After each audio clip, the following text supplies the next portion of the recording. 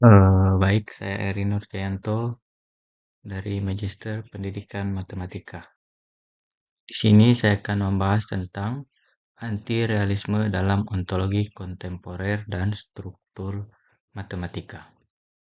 Dalam filsafat kontemporer, khususnya dalam cabang ontologi dan filsafat matematika, anti-realisme merupakan pandangan yang menolak keberadaan entitas matematika atau struktur sebagai sesuatu yang eksis secara independen dari pikiran, bahasa, atau praktik manusia. Anti-realisme ini cenderung memandang bahwa objek-objek matematika atau struktur bukanlah bagian dari dunia yang ada dengan sendirinya, melainkan bergantung pada cara kita menyusun, memahami, dan menggunakan konsep-konsep tersebut. Aliran-aliran utama dalam anti-realisme ini yang pertama yaitu nominalisme, yang kedua konstruktivisme, yang ketiga internalisme, dan yang keempat empirisisme logis. Aliran pertama yaitu nominalisme. Nominalisme adalah salah satu bentuk paling kuat dari anti-realisme ontologis. Menurut aliran ini, tidak ada entitas abstrak, termasuk bilangan, himpunan, atau struktur matematika. Hanya entitas konkret, yakni yang ada dan dapat diamati secara fisik. Tokoh penting dalam aliran ini yaitu Hartree Field. Dalam bukunya Science Without Numbers, Field berusaha menunjukkan bahwa teori fisika dapat diformulasikan ulang tanpa melibatkan entitas matematika. Artinya, matematika hanyalah alat formal yang tidak merepresentasikan realitas. Matematika tidak memiliki makna ontologis. Ia tidak mendeskripsikan dunia, tetapi hanya berfungsi sebagai perangkat hitung yang berguna. Berikutnya yaitu aliran konstruktivisme. Konstruktivisme, terutama dalam bentuk intuisionisme, adalah pandangan bahwa objek matematika tidak ditemukan atau ada di luar, melainkan dibangun oleh pikiran manusia melalui proses konstruksi mental. Tokoh penting dalam aliran ini yaitu Brouwer. Brouwer sebagai pelopor intuisionisme menolak logika klasik seperti hukum exclude middle, karena menurutnya pernyataan matematika hanya benar jika kita dapat membangun buktinya secara konstruktif. Tidak ada objek matematika yang ada sebelum dikonstruksi. Eksistensinya bergantung pada aktivitas intelektual subjek matematikawan itu sendiri.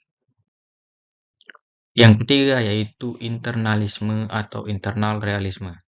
Internalisme ini adalah bentuk anti-realisme yang menyatakan bahwa kebenaran dan eksistensi bergantung pada kerangka konseptual atau sistem representasi tertentu, dan tidak ada makna bagi klaim dunia yang ada secara mutlak di luar semua kerangka itu. Tokoh penting dalam aliran ini adalah Hilary Putnam. Putnam dalam masa internal realismenya berpendapat bahwa kebenaran bukan korespondensi antara pernyataan dan realitas eksternal mutlak, melainkan konsistensi internal dalam sistem konseptual kita.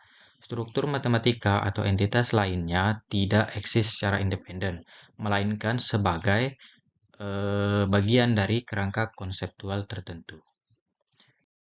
Keempat, yaitu empirisisme logis atau logical empirisme.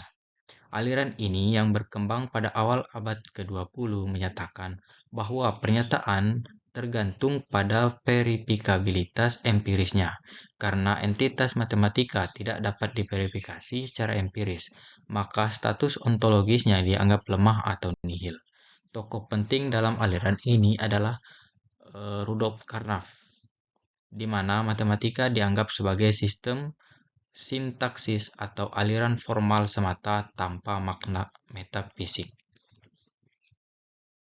Kemudian, ada anti-realisme dalam strukturalisme matematika. Strukturalisme ini adalah pandangan bahwa matematika berbicara tentang struktur, bukan tentang objek individual. Namun, tidak semua strukturalis bersikap realis. Beberapa bentuk strukturalisme bersifat anti-realis karena menolak bahwa struktur itu benar-benar ada secara independen. Aliran-aliran utamanya yaitu modal strukturalisme, eliminativisme struktural dan strukturalisme kognitif. Yang pertama yaitu modal strukturalisme. Modal strukturalisme ini berupaya menghindari komitmen ontologis terhadap keberadaan aktual struktur matematika. Pandangan ini menggunakan logika modal untuk menyatakan bahwa jika struktur tertentu ada, maka sifat-sifat tertentu berlaku. Dalam model ini, atau dalam aliran ini, pernyataan matematika diformulasikan secara kondisional. Jika ada struktur yang memenuhi aksioma X, maka sifat Y berlaku. Tidak perlu mengasumsikan struktur benar-benar ada. Cukup menyatakan kemungkinan atau konsistensi logisnya saja.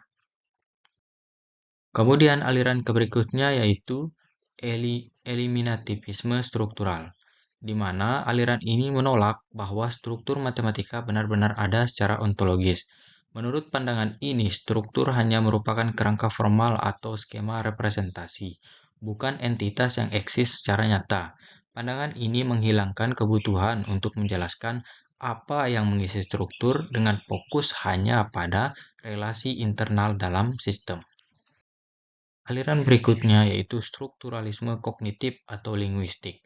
Aliran ini memandang bahwa struktur matematika adalah produk dari proses kognitif atau bahasa, bukan aspek objektif dari realitas. Dalam pandangan ini, struktur tidak memiliki eksistensi eksternal, tetapi muncul dari cara manusia mengorganisasikan pengalaman atau membentuk sistem simbolik, terinspirasi oleh teori bahasa atau kognisi dalam psikologi, serta linguistik struktural. Mungkin itu saja yang bisa saya sampaikan. Terima kasih.